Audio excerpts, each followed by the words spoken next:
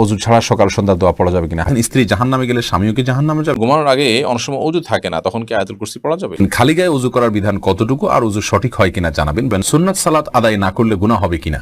T shirt পরে কি নামাজ পড়া যাবে? বাজারে ড্রেসিং করা মুরগি খাওয়া যাবে কিনা? ঘুমালে বোবায় ধরে, এ থেকে বাঁচার জন্য কোনো আমল আছে কিনা? আজান শেষ হওয়ার আগে কি নামাজ পড়া যাবে? ঘরে একা ফরজ নামাজ পড়লে কি উচ্চস্বরে কোরআন তেলাওয়াত করতে হবে আর উচ্চস্বরে তাকবীর দিতে হবে? জামাতে নামাজ পড়ার সময় ইমাম ভুল করলে পিছন থেকে মুক্তাদির আল্লাহু আকবার বলে ওঠে। এখন কিছু প্রসিদ্ধ ইমামের মুখ থেকে শুনছি সুবহানাল্লাহ বলতে হবে, কোনটা সঠিক? 4 রাকাত বিশিষ্ট সুন্নাত নামাজে সূরা মিলাবো কি না?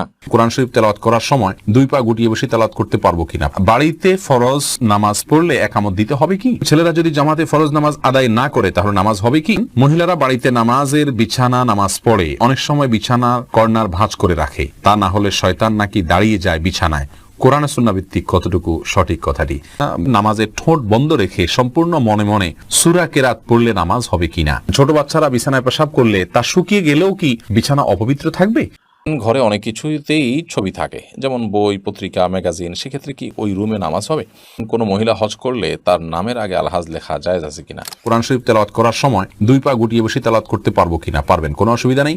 কোরআন শরীফ তেলাওয়াত করার সময় আপনাকে দোজানো হয়ে মাটি সালাতের সময় যেভাবে বসেন সেভাবে বসতে হবে এমন কোনো শর্ত নাই। আপনি ইচ্ছা করলে আসন দিয়ে বসতে পারেন বা অন্য কোনো ভাবেও বসতে পারেন, অসুবিধা নাই। কোরআনের প্রতি অসম্মান প্রদর্শন না হয় এরকম কিছু হলেই চলবে ইচ্ছাকৃতভাবে, কিন্তু আপনি আরাম করে বসাতে কোনো সমস্যা নাই, কোরআন হাদিসে কোথাও নিষেধ করা হয়নি। বাড়িতে ফরজ নামাজ পড়লে একামত দিতে হবে কি? হ্যাঁ ভাই, যদি আপনি একাকী ফরজ সালাত আদায় করেন, অন্য কেউ জামাতে শরীক হতে পারবে সে সম্ভাবনা থেকে আপনাকে জোরে জোরে একামত দিয়ে তারপরে সালাত আদায় করা উচিত। কোন একটি বর্ণনা দ্বারা বোঝা যায়, হাদিসে কুদসিতে আসছে, একজন ব্যক্তি কোনো এক জায়গায় রাখাল, তিনি একাকী দাঁড়িয়ে আজান দিচ্ছেন এবং একামত দিয়ে সালাত আদায় করছেন। তার আশা যদি কেউ শরীক হয় তার সাথে, যদিও কেউ সেখানে দেখছেন না আপাতত তাকে, তারপরও তিনি করেছেন, এ ব্যক্তির জন্য বিশেষ ফজিলতের কথা রয়েছে হাদিসে কুদসিতে। যার কারণে আমরা বলি, বাসায়ও যদি আপনি একাকী সালাত আদায় করেন, কোনো কারণে জামাত চলে গেলে মসজিদে আপনি একামত দিয়ে নেবেন এবং এমনভাবে পড়বেন যাতে কেউ আপনার সাথে সম্ভব হলে শামিল হতে পারে। এরপরের প্রশ্নে চলে যাচ্ছি। মোহাম্মদ ওমর ফারুক প্রশ্ন করেছেন, ছেলেরা যদি জামাতে ফরজ নামাজ আদায় না করে তাহলে নামাজ হবে কি? নামাজ হয়ে যাবে। একটা হাদিস এক্ষেত্রে আসলা সালাতা লিজারিল মসজিদে ইল্লা ফিল মসজিদে, যে ব্যক্তি মসজিদের প্রতিবেশী তার সালাত মসজিদে ছাড়া হবে না। এই হাদিসটির সনদ বিশুদ্ধভাবে প্রমাণিত নয়, হাদিসের সনদের ভিতরে দুর্বলতা রয়েছে, আর সেই কারণে এই হাদিসের সনদের দিকে তাকায় আমরা তার সালাত হবে না সেটা বলবো না। তবে মুসলিমের অবশ্যই জামাতের সাথে সালাত আদায় করা উচিত। নবী সাল্লাল্লাহু আলাইহি ওয়াসাল্লাম যারা বাসায় সালাত পড়ে বা মসজিদে জামাতে শামিল হয় না, তাদের ঘর বাড়ি জ্বালিয়ে দিতে চেয়েছেন। এটা বোঝা যায় এখান থেকে যে জামাতে সালাত আদায় করা ওয়াজিব, বিনা ওজরে এটা তরক করা হারাম এবং গুনাহের কাজ। সেতাব, আপনি জানতে চেয়েছেন নামাজের ঠোঁট বন্ধ রেখে সম্পূর্ণ মনে মনে সূরা কেরাত পড়লে নামাজ হবে কিনা। ভাই খালেদ, নামাজে যদি আপনি ঠোঁট বন্ধ রেখে মনে মনে সূরা কেরাত পড়েন তাহলে আপনার সালাত হবে না। কারণ ইসলামী শরিয়াতে যে সমস্ত জায়গায় আমাদেরকে পাঠ করতে নির্দেশ করা হয়েছে, বলতে নির্দেশ করা হয়েছে, সেখানে আমাদেরকে ঠোঁট এবং জিহ্বার উচ্চারণ করে বলতে হবে। ঠোঁটের যদি ব্যবহার না হয়, জিহ্বার যদি ব্যবহার না হয়, তাহলে সেটাকে বলা হয় না, ওইটাকে বলা হয় মনে মনে কল্পনা জল্পনা করা। আপনাকে বলতে বলা হয়েছে, সূরা পড়তে বলা হয়েছে, আর এই পড়াটা হবে মুখ এবং ঠোঁট নড়লে। যদি না পড়েন তাহলে না নড়ে তাহলে সেক্ষেত্রে পড়াটা হয়নি। বিধায় মনে মনে যদি আপনি কেরাত পড়েন, সূরা পড়েন, তাহলে সেক্ষেত্রে এটা জায়েজ হবে না। রানা সিদ্দিক জানতে চেয়েছেন, বাজারে ড্রেসিং করা মুরগি খাওয়া যাবে কিনা? ভাই রানা, বাজারে ড্রেসিং করা মুরগি খাওয়া যাবে, তবে না খাইলে ভালো, ঝামেলা মুক্ত। অনেক ওলামা ইকরাম নিষেধ করেন, এই জন্য তারা বলেন যে পানিতে চুবানো হয় ড্রেসিং করার জন্য, সেই পানিটাতে যখন চুবানো হয় নাড়ি বুড়ি যদি ভিতরে থাকে, তাহলে সিদ্ধ গরম পানিতে ওটা চুবানো হলে ওই নাপাক যেগুলো নাড়ি বুড়িতে আছে, পায়খানা ইত্যাদি, সেগুলো গোশতের সাথে মিশে যেতে পারে, এই জন্য নিষেধ করেন। আসলে এত অল্প সময়ের জন্য যে চুবানো হয় কয়েক সেকেন্ডের জন্য, এত অল্প সময়ের মধ্যে ওই নাপাকি এটা গোশত পর্যন্ত পৌঁছায় না, যার কারণে গোশতের মধ্যে কোনো দুর্গন্ধ আমরা দেখি না, স্বাদটাও নাপাকের আসে না, কোনো আলামতও আসে না, যার কারণে এটাকে আমরা হারাম মনে করি না। তারপরেও যেহেতু আমাদের ইখতিলাফ আছে, মতপার্থক্য আছে, যদি এটা অ্যাভয়েড করা যায়, বিকল্প পন্থা করা যায়, সেটা বেশি ভালো। অর্থাৎ নাড়িবুড়ি ফেলে দিয়ে তারপরে ফ্রেশ পানিতে চুবাই ড্রেসিং করলেন, তাহলে কোনো সমস্যা নাই। টি শার্ট পরে কি নামাজ পড়া যাবে? ভাই শাহিন, টি শার্ট পরে আপনি সালাত আদায় করতে পারেন, তো মনে রাখবেন সালাত আদায়ের ক্ষেত্রে মৌলিক নির্দেশনা আল্লাহ সুবহানাহু ওয়া তাআলা বলেছেন, ইয়া আইয়ুহাল্লাযীনা আমানু খুযু যিনাতাকুম ইনদা কুল্লি মসজিদ। হে ঈমানদারেরা, প্রত্যেক সালাতের সময় তোমরা সুন্দর ভাবে সালাত আদায় করবে, সুন্দর পোশাক পরবে বা সুন্দর পোশাক পরবে। তো এই জন্য এমন কোনো পোশাক পরা উচিত নয় সালাতের সময় যে পোশাক পরে আপনি সম্ভ্রান্ত কোনো জায়গায় যাবেন না, মান্যগণ্য কোনো ব্যক্তির কাছে যাবেন না, সেরকম কোনো পোশাক পরা উচিত নয়। অতএব আপনি চেষ্টা করবেন যে পোশাক পরলে আপনাকে খারাপ দেখা না যায়, দৃষ্টিকটু দেখা না যায়, ভিন্ন ব্যতিক্রম মনে না হয়, এবং আপনি এটা পরে ভালো কোনো জায়গায় যেতে ইতস্ত বোধ করেন না, সেরকম পোশাক পরে সালাত আদায় করবেন। নাবিল শাহরিয়ার জানতে চেয়েছেন, স্ত্রী জাহান্নামে গেলে স্বামীও কি জাহান্নামে যাবে? না ভাই নাবিল, এটা কোনো জরুরি না যে স্ত্রী জাহান্নামে গেলে স্বামীও জাহান্নামে যাবে। লূত আলাইহিস সালামের স্ত্রী জাহান্নামে যাবে, কিন্তু তাই লূত আসলাম তো জাহান্নামে যাবেন না। অতএব স্বামী স্ত্রী একে অন্যের জাহান্নামে যাওয়ার উপর অন্য জাহান্নাম নির্ভর নয়, বরং প্রত্যেকের আমল নির্ভর করবে, আমলের উপর নির্ভর করবে তার জান্নাত জাহান্নাম। আল্লাহ সুবহানাহু ওয়া তাআলা বলেছেন, লাইসা লিল ইনসানি ইল্লা মা সাআ, মানুষ নিজে যা করে সেটাই সে পাবে, অন্য কি করলো না করলো তাতে তার কিছু আসবেও না, যাবেও না। আল্লাহ অন্য আয়াতে বলেছেন, লা তাজিরু ওয়াজরাতুন ভিজরা উখরা, একজনের বোঝা, পাপের বোঝা অন্যজন বহন করবে না। অর্থাৎ স্ত্রী অন্যায় করলে তিনি জাহান্নামে যাবেন, স্বামী জাহান্নামে যাবেন না। বিষয়টি এরকম না, যার যারটা আমলের কারণে তিনি পুরস্কার বা তিরস্কারের উপযুক্ত হবেন। এরপরে রাকিব কাজী সালেহ আপনি জানতে চেয়েছেন, খালি গায়ে ওযু করার বিধান কতটুকু আর ওযু সঠিক হয় কিনা জানাবেন। ভাই রাকিব, ওযুর ক্ষেত্রে শরীয়তে খালি গা বা জামা কাপড় পরা কোনোটি নির্দেশ করেনি। অতএব ওযুর ক্ষেত্রে আমরা খালি গায়ে যদি থাকি তাহলে কোনো প্রকার অসুবিধা নেই। ওযুর ক্ষেত্রে আপনি খালি গায়ে ওযু করতে পারবেন, কোনো সমস্যা নেই ইনশাআল্লাহ। হাফেজ আপনি জানতে চাইছেন, ছোট বাচ্চারা বিছানায় পেশাব করলে তা শুকিয়ে গেলেও কি বিছানা অপবিত্র থাকবে?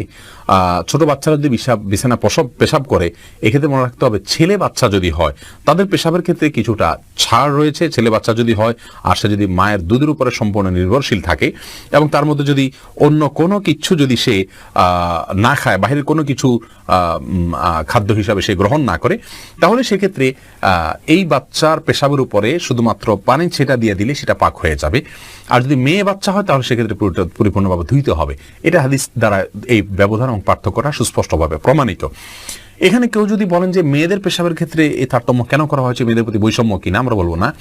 মেয়েদের পেশাব হয়তো তার ভিতরে কোনো এমন কোনো দিক রয়েছে পেশাবের যেটা হয়তো আমরা এখনো জানি না, অথবা বিজ্ঞানী হয়তো জানতে পারেন, যার কারণে এটা ধোয়াটা জরুরি করা হয়েছে। সেটাতে দুর্গন্ধের বিষয় থাকুক অথবা অন্য কোনো ক্ষতিকর কোনো কিছু থাকুক যেটা আমাদের কাছে অজানা, কিন্তু ইসলামী শরিয়াত নির্দেশ করেছে, নিশ্চয়ই এর ভিতরে কোনো না কোনো কল্যাণ আছে। আমরা দেখি ইসলামী শরিয়াত নির্দেশকে পালন এবং মান্য করার ভেতরেই কল্যাণ নিহিত আছে। রাকিব হাসান প্রশ্ন করেছেন, সুন্নাত সালাত আদায় না করলে গুনাহ হবে কিনা? রাকিব হাসান, সুন্নাত সালাত আদায় না করলে বড় কোনো গুনাহ হবে না।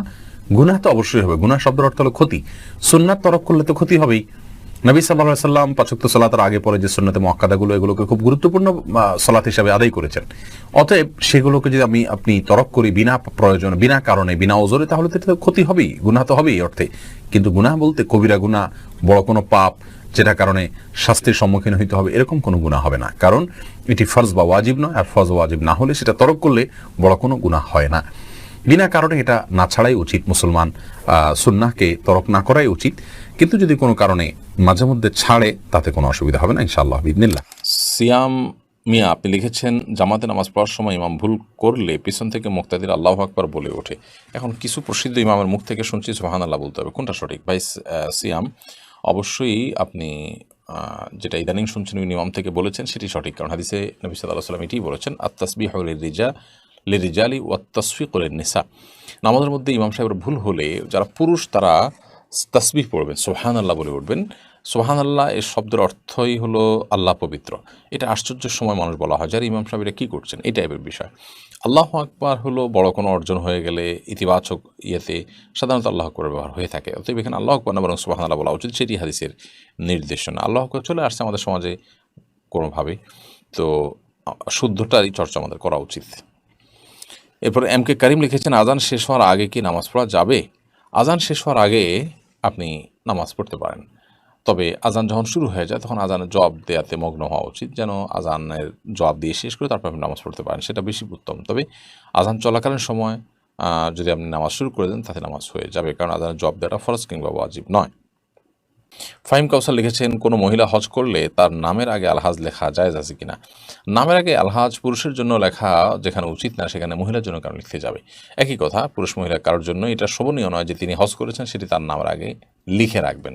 এটি তার এখলাস এবং তার যে নিয়তের ব্যাপারটা আছে সেটা নিয়ে রীতিমতো ধোঁয়াশা তৈরি করে। এই জন্য এটা না করা উচিত। এবাদত বন্দেগী এটা মানুষের কাছে বলে বেড়ানো সারা জীবন ধরে এরকম কোনো বিষয় নেই। হ্যাঁ, প্রসঙ্গ তো আসলো, ওখানকার কোনো ঘটনা বললো, সেটা ভিন্ন বিষয়। বাট আপনার আলহাজ, আপনার এই উপাধি এটা সেটে নিজেকে হজ করেছেন সেটি জাহির করা অবশ্যই গুনাহের কথা। না, শিউলি মারিয়াম আপনি জানতে চেয়েছেন অজু ছাড়া সকাল সন্ধ্যা দোয়া পড়া যাবে কিনা? হ্যাঁ বোন, অবশ্যই পড়া যাবে। সকাল সন্ধ্যা দোয়া পড়ার জন্য অজুর প্রয়োজন নাই। জিকির, তসবি, আপনার দুরুদ, এগুলোর জন্য অজুর প্রয়োজন নাই। বুলবুল তানিম আপনি জানতে চেয়েছেন, মহিলারা বাড়িতে নামাজের বিছানা নামাজ পড়ে অনেক সময় বিছানার কর্নার ভাঁজ করে রাখে, তা না হলে শয়তান নাকি দাঁড়িয়ে যায় বিছানায়, কোরআন সুন্নাহ ভিত্তিক কতটুকু সঠিক কথাটি? ভাই বুলবুল, বাড়িতে নামাজের বিছানা নামাজ পড়ার সময় কর্নার ভাঁজ করে রাখা, শয়তান দাঁড়াবে সেই ভয়ে, এটা কুসংস্কার। এর সাথে ইসলামের শরিয়ার কোনো সম্পর্ক নাই। কোরআন হাদিসে কোথাও বলা হয়নি যে কেউ সালাতের জন্য দাঁড়ালে তার জানামাজটা যদি বড় হয় তার কোনায় শয়তান দাঁড়াবে, এরকম কোনো কথা নেই। জামাতবদ্ধ সালাতে পুরুষরা যখন পাশাপাশি দাঁড়িয়ে সালাত আদায় করবেন তখন কাতারের মধ্যখানে যদি ফাঁকা থাকে সেখানে শয়তান দাঁড়ায়, এটা হাদিস দ্বারা বোঝা যায়। এজন্য মানে নির্দেশ করা হয় ওয়ালা তাদাউল ফুরুজাত লিশায়াতিন, অর্থাৎ শয়তানের জন্য কোনো মাঝখানে ফাঁকা জায়গা রাখবে না। কিন্তু জায়নামাজের বা মুসাল্লার কোনাকাংশিতে শয়তান দাঁড়ায় এরকম কোনো কথা ইসলামী শরিয়ার কোথাও নাই, কোরআন হাদিসে কোথাও বলা হয়নি, বিধায় এটি ভিত্তিহীন কথা। মাসুক আহমদ আপনি লিখেছেন, ঘুমালে বোবায় ধরে, এ থেকে বাঁচার জন্য কোনো আমল আছে কিনা? দেখুন, আমাদের অনেকেই ঘুমালে যখন আমাদের শরীরের মধ্যে প্যারালাইসিসের মতো ভাব হয়ে যায়, আমাদের সেন্স ঠিক থাকে বা হাত পা কিছুটা নাড়াতে পারি না, আমরা সেটাকে বোবায় ধরা বলি। এটা আমাদের সমাজে বহুল প্রচলিত। সাধারণত বোবায় ধরা বলতে আমরা মনে করি যে বোবা জিনে ধরছে, সেজন্য আমরা বোবার মতো হয়ে গেছি, কথা বলতে পারছি না, আওয়াজ নাই এবং নড়াচড়া নাই, অথবা আপনার জিনে ধরার ফলে আমরা বোবার মতো হয়ে গেছি, এটাকে আমরা বোবায় ধরা বলি। আসলে এটা জিনে ধরা, এটি কোরআন হাদিসের আলোকে যেমন প্রমাণিত না, এবং ইসলামী শরীয়তের দৃষ্টিকোণ থেকে এটাকে জিনের ধরার কারণে এরকম হয় যেমনটি বলা হয়নি।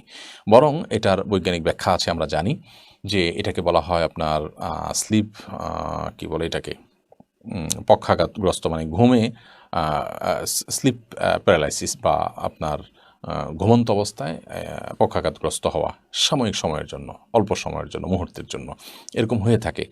তো এরকম যদি হয় তাহলে সেক্ষেত্রে চিকিৎসকদের বিভিন্ন পরামর্শ আছে এটি কেন হয়। সাধারণত না ঘুমালে, ঘুম গভীর না হলে, শুয়ে থাকলে, বিভিন্ন ডিভাইস আশপাশে রাখলে, সেগুলো চালু থাকলে, সেগুলোর কারণে অনেক সময় এরকম অসুবিধা হতে পারে। শরীর অত্যধিক ক্লান্ত থাকলে এরকম হতে পারে, এবং দিনের বেলা ঘুমের অভ্যাস থাকলে রাতের বেলা এরকম হতে পারে। এই জন্য দিনের বেলা যথাসম্ভব না ঘুমিয়ে রাতে তাড়াতাড়ি ঘুমিয়ে যাওয়া উচিত, এবং লম্বা সময় ধরে খুব মন ভরে ঘুমানো উচিত, এবং ডিভাইস ইত্যাদি থেকে যথাসম্ভব ঘুমের আগে থেকে দূরে থাকা উচিত, এবং এগুলোকে দূরে রাখা উচিত, এবং সম্ভব হলে বন্ধ করে বা এরোপ্লেন মোড দিয়ে রাখতে পারলে ভালো হয়।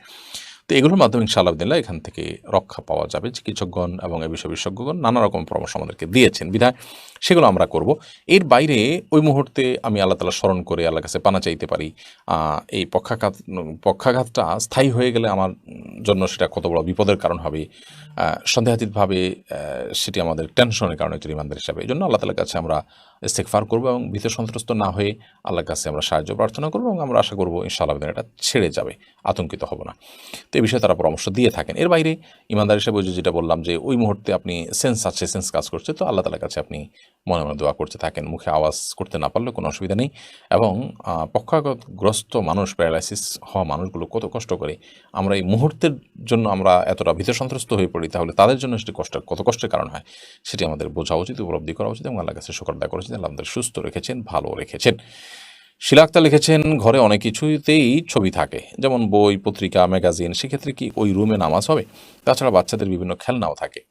বোন শিলা, ঘরে বিভিন্ন আসবাবপত্রে যদি প্রাণীর ছবি থাকে তাহলে সেক্ষেত্রে সেই রুমে, বিশেষ করে এটা প্রকাশ্যে যদি থাকে টাঙানো ইত্যাদি, তাহলে সেখানে নামাজ না পড়ে, যেখানে নাই সেখানে নামাজ পড়া উচিত। অথবা ওখানে নামাজ পড়তে হলে সেটিকে যথাসম্ভব ঢেকে কোনো কিছু দিয়ে চাপা দিয়ে তারপরে, বা ড্রয়ার ইত্যাদিতে রেখে তারপর নামাজ পড়া উচিত। না হলে এটি মাকরুহ হবে। তবে সেখানে নামাজ হবে না এরকম না, নামাজ হয়ে যাবে। এমডি আকরাম হোসেন লিখেছেন, ঘরে একা ফরজ নামাজ পড়লে কি উচ্চস্বরে কোরআন তেলাওয়াত করতে হবে আর উচ্চস্বরে তাকবীর দিতে হবে? একা একা যখন আপনি তেলাওয়াত করবেন তখন নীরবে কিংবা উচ্চস্বরে যে কোনোভাবে পড়তে পারেন। যদি অন্য কারোর ডিস্টার্বের আশঙ্কা না থাকে আপনি উচ্চস্বরে পড়তেই পারেন। আর তাকবীর বিষয় যেটি সেটা হলো যে আল্লাহু আকবার,